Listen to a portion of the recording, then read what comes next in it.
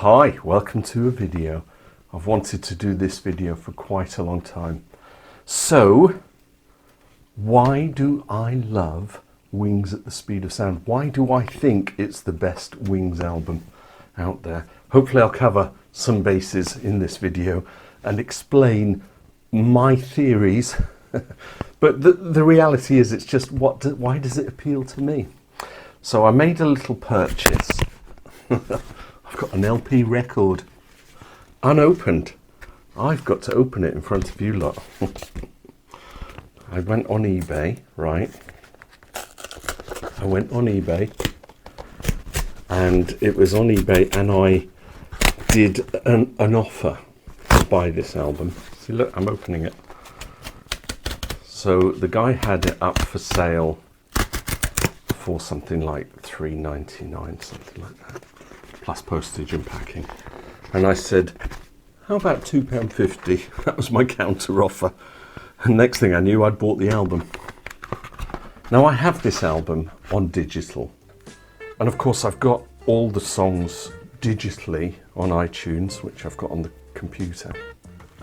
And I've also got the CD, which comes with the lovely inlay card and all of that kind of stuff, which also has the 3 bonus tracks, Walking in the Park with Eloise, Bridge Over the River Suite, and Sally G.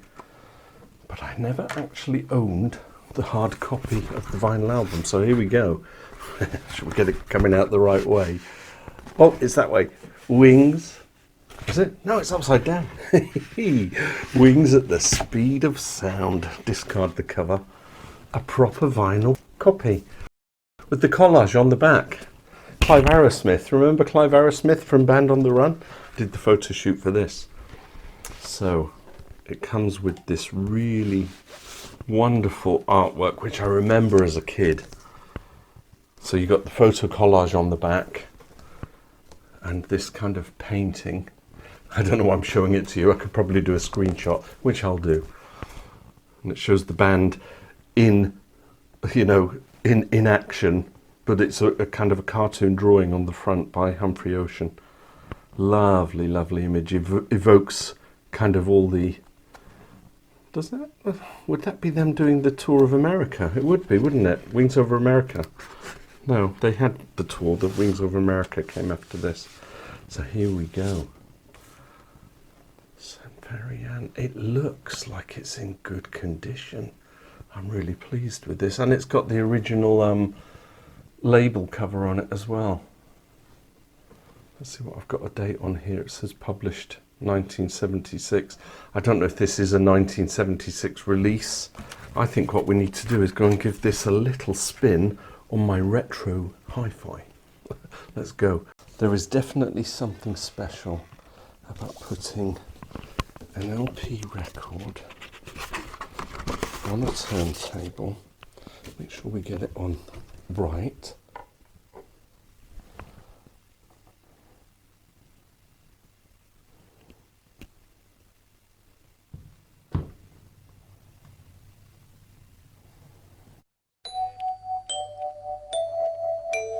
Okay, let's go and discuss Wings at the Speed of Sound.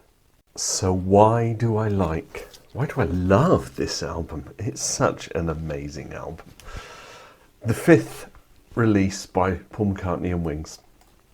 And I think it's actually the most solid that the band had become. Obviously, Venus and Mars was just spectacular. So we had Wildlife, Red Rose Speedway, Band on the Run, Venus and Mars, and out comes Wings at the Speed of Sound. So what is it about this album for me? Well, certainly there's the nostalgia element, because I was 13 when this album came out, and I was beginning to play music, my father's hi-fi, and music was becoming a very important part of my life, and I was already tinkling with the guitar. So this, I remember sifting through my parents' records, trying to find something. I'd find the Beach Boys. I would find some country and western that kind of pricked my ears up, mostly not, because my dad was big into country and western.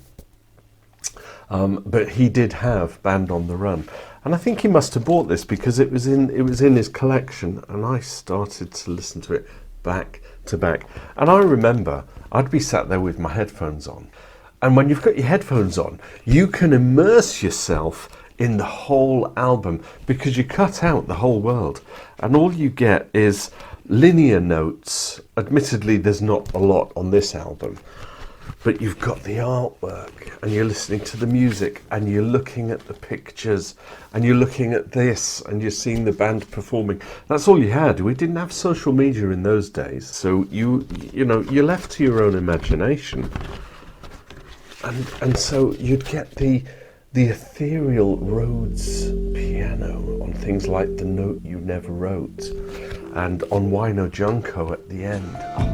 It's just sublime. Now, the album had been recorded from September to October in 1975, and then January to February in 1976. And I think it was the hiatus between the tours. They were in Australia, and he'd started writing it. And it was the time when the band had previously always recorded abroad, so they didn't have that luxury, so they recorded it at Abbey Road. Now, Paul had come under quite a lot of criticism at this time because people had been saying, mostly the press, perhaps even the Rolling Stones magazine, that Paul was using Wings as a vehicle for himself. So like the star of the show, welcome to the Paul McCartney show again, with the other band members just kind of supporting him. Wings, to see what I did there. And the Rolling Stones said that the album was actually a day in the life of the McCartneys. You know, it opens with the bell ringing and come on in, we're going to show you. And what would happen is that you'd get an introduction to Paul, and then you'd get an introduction to each of the band members because they all sang a little bit of their music. So what we've got here is Paul McCartney democratising the band in such a way that he's offering up lead vocals to different members of the band. Now, when I hark back to that other band that Paul McCartney was in, what was it called? The Beatles, I think. You had four main players, John, Paul, George and Ringo. So it wasn't Paul McCartney and the Beatles. It wasn't John Lennon and the Beatles, although in earlier kind of forms, Silver Beatles, Long John and the Silver Beatles. The Beatles were an element of four different characters, and the fans, as much as fans would be divided between, say, the Beatles and the Rolling Stones, I'm in the Rolling Stones camp, no, I'm in the Beatles camp, you know, they don't compare. In the Beatles, you actually had four separate camps. You had Paul McCartney admirers, John Lennon admirers, George Harrison admirers, and everybody loved Ringo. You know, 'cause it's an adorable little creature on the drums. So what we then get is Paul introducing lead vocals on Wings at the Speed of Sound to all the members of the band. So Paul sings 5, Denny Laine sings 2, Time to Hide and The Note You Never Wrote, which was written by Paul and Linda. Linda sings Cook of the House, Jimmy McCulloch sings Wino Junko, and of course Joe English does vocals on Must Do Something About It. Now Jimmy McCulloch had previously written with Colin Allen Medicine Jar on Venus and Mars. And he then again contributes another song to this At the Speed of Sound with Wino Junko, again writing with Colin Allen.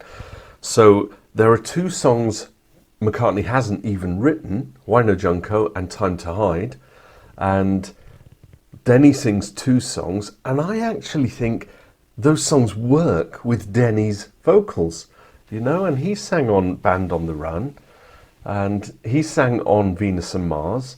So I think what we're getting here is the democratizing of the band by saying it's not Paul McCartney and Wings, it's Wings. And so Paul is actually part of a band. It's not his band with, you know, certain players. That would come to the fore in later days, you know, when he went into his solo career, and subsequently it's just Paul McCartney albums, aren't they? Paul McCartney, the artist, pressed to play, even though we had Eric Stewart involved. And Flowers in the Dirt, Ground Off the Ground. You've got Hamish Stewart and Robbie McIntosh and all the other players that I've talked about in the past. So anyway, going back to the vocals, we had Linda singing Cook of the House, Denny Laine singing Time to Hide and The Note You Never Wrote, which is a sublime song, very cleverly written, Paul. And you've got Jimmy McCulloch singing Why No Junko. Now, the story goes that Paul, I think they were in the studio, and Paul had heard Joe English actually singing Must Do Something About It, kind of in the distance, in the background. I thought, Joe can sing that. And there is a version of Paul singing Must Do Something About It. I'll put a link up here. And when you then hear Paul's version of it and compare it to Joe English's version, I lean to the Joe English. Maybe that's because that's the first version I ever heard. And I thought, no, he really does sing it really well. Maybe it's the engineering, maybe it's the production that makes it different, but it really works for me. So in a nutshell, that's why I like Wings at the Speed of Sound. I like the diversity. I like the different vocals on it. On Cook of the House, you've got Paul playing the double bass. You know, is it Billy Black's double bass from the Elvis era, which I think I saw in the background of an interview I was watching over, when he was doing his 80th celebrations, and there was an interview with him, a live stream it was. I wonder if I can find that again. So yeah, the vocals are all split, the writing is split, it's not all Paul. And for me, this really works. For the stalwarts, for those who really just want a Paul McCartney show, they kind of thumbs down on Wings at the Speed of Sound. But I think, to its credit, all of these players contributing their vocals, but also contributing their writing styles. And actually, Paul, to his credit, taking a back seat to allow the others to perform is commendable, and that's what stands the album in good stead for me. Now, in terms of the hit singles, you had Silly Love Songs and Let 'Em In. Now, I read somewhere a comment on Let 'Em In, and it was really, really profound, because we always kind of think of Let 'Em In as just a jingly-jangly pop tune, and Paul has a gift for writing these things, knocking them out at, sort of willy-nilly. And in terms of Let 'Em In, the structure of it is so simple. Let me demonstrate. So if you're going to write a catchy pop tune, you need it to be simple, so that the listener can just pick it up and adapt to it straight away. And McCartney, in his own admission, says he can't read music, and he just plays what he knows. So if someone comes to him and says, play Beethoven's Fifth, he's like, well, no, I can't do that. So he comes up with this. On the B flat, nice little bass riff, and he brings in the...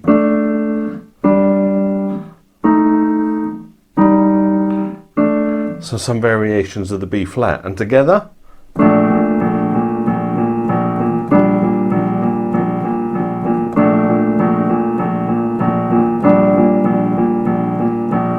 And then he'll take it up a notch.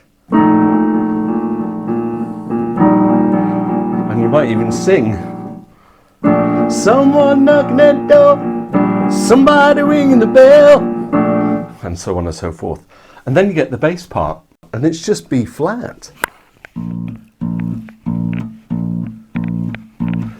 Jimmy McCulloch plays bass on this track, on the album. So McCartney's just on piano. Denny Laine's playing the military drum.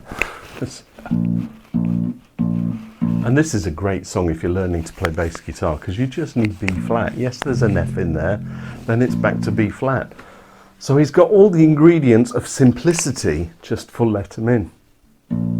If you want to vary it up, you find the other B flats somewhere on the fretboard. Someone knocking at the door, somebody ringing the bell, someone knocking at the door, but he probably played it here. So you get the musical sort of structure of it being as simple, and you think, oh, it's Auntie G, and then it's Phil and Don, and it's Brother Michael and Sister Susie. Sister Susie is a reference to Linda McCartney. I think they were on holiday in Jamaica or Hawaii, and everyone kept referring to Linda as Susie. So, although she was also in a band, wasn't she? Or she tried to do a release, Sister Susie and the Red Stripes. But also they were on holiday, and the people, the locals, I think it was, kept referring to her as Susie. So anyway, he incorporates Sister Susie into the song. But here's the profound thing. Let 'Em In is Paul talking about humanity and love. So what he's saying is, don't block people out. Let them in. You know, open up your heart, open up your doors, let people in. And when you look at the song in that context, it changes the whole. Yes, you've still got the doody doody doody on the bass playing, you know, on the piano. It's actually quite profound. Good old Paul, I like that. Now, silly love songs, I'm not sure that Paul actually could have been done for plagiarism on this. Let me just demonstrate with my guitar. This is, by the way, my very favourite McCartney song. And, you know, God forbid that I pass away any day soon. This is the song that I hope people will play at my funeral. And it's 3 chords, you know?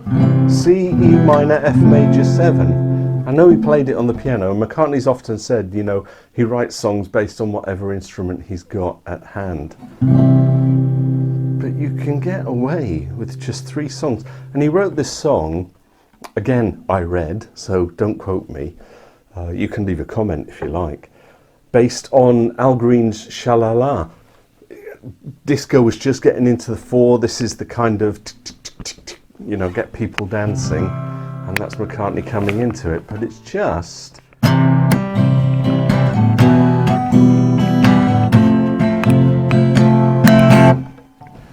You think the people would have had enough of silly love songs. Do-do-do, do-do-do.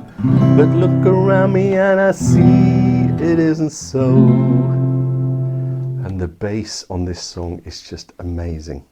Now, McCartney's a bass player. I think I'll have to do a video in its own right just on McCartney's bass playing. However, I'm not sure that there's anyone quite as prolific as McCartney that's kind of pushed bass playing to the fore. Certainly, you know, by the time he was with his Hofner violin bass, it was all right. It was cool to be a bass player. And he was singing and playing bass. And it took me years to try and get to the point where I could go, you think the people would have had enough of silly love songs? And actually play and sing. And that's such a great riff.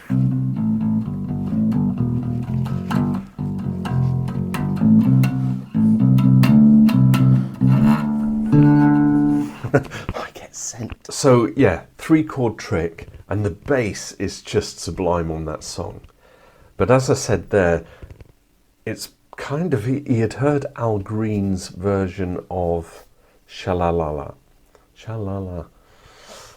I'll play a little clip of it here.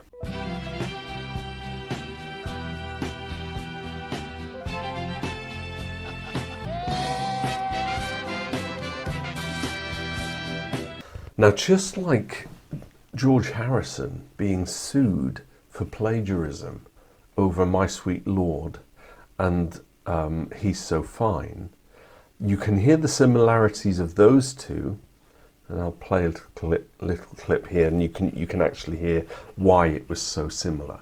My sweet Lord, he's so fine. My Lord, wish you were mine. I really want to see you. I don't know how I'm gonna do it. But then we get Paul McCartney versus Al Green's Sha-La-La, and there are elements that are just the same. So, hey, he got away with that one, didn't he?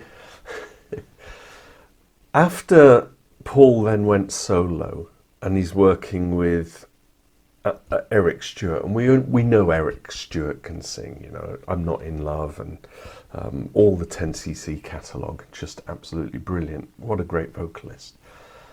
I don't know why he didn't let Eric take some vocals during their, you know, sort of Tug of War, Pipes of Peace, Press to Play, all of that era. It might well be that Eric said, no, I'm taking a back seat. I just want to play guitar on these tracks and co-write with you. But he didn't sing. And I actually can't distinguish his vocals, you know, as backing vocals. And then we get Hamish Stewart. Now, can Hamish Stewart sing? I think so. Listen to this. Sometimes I see the better side of the feelings we once shared. So maybe I think he can sing. When they did the Unplugged sessions, Hamish actually sings Ain't No Sunshine. And Paul jumps on drums. And Paul Wickens is playing bass, you know, the acoustic. So, and Robbie McIntosh is on piano. So they're all multi-talented anyway. But Hamish could have easily done some vocals on any of those records that he was involved with. wonder this time where she's gone. So, in many respects, those later years of McCartney, it did become just Paul McCartney, and quite right so, because he didn't actually have Wings anymore. It wasn't Paul McCartney and Wings doing Off the Ground, doing Tug of War, doing Pipes of Peace. It was just Paul McCartney. So why would he not do all the singing? However, when we come back to this, if I got it the right way up, I have a tendency to upside down things. That's for all you viewers in Australia, okay? How stupid. This is the album that I will always come back to. Just a sigh. I want to play all the tracks for you because I just love them all so much. And I want to go through each and every little one of them, pulling out little sections that really move me, you know, and stir me. Maybe that's for another video. Maybe I'll just do a, you know, let's slice and dice each of the albums by each song and just say, song number one, I like this because did. Anyway, do you like this album? Do you not like this album? Does this do anything for you? Drop me a comment. Tell me why it's your least favourite. Or tell me why it's your favourite. I want to hear from you. Just as an aside, I have planned my next road trip Beatles tour. I've been absent quite a bit on the YouTube, but I've got something in store, and it requires driving quite far away. Still in the UK, but a lot further north. So watch out for that. Keep viewing. I know I've not been putting a lot out lately, but I will be. It's all coming back. I've got some more to do. In the meantime, go and have a listen to this. You won't be disappointed. It is a great album. Wings at the Speed of Sound. This was actually photographed at Leicester Square at the cinema. I think they were 1976. What was the film that was... There was a film that was on show, but they got up there and they actually put the letters up. That's not... I want to say it's not superimposed. That's actually a photograph of the cinema or the theatre at Leicester Square. And they put all the lettering up. Anyway, this video has gone on far too long. So I shall say thanks for watching and bearing with. And I will see you in another video. Bye for now.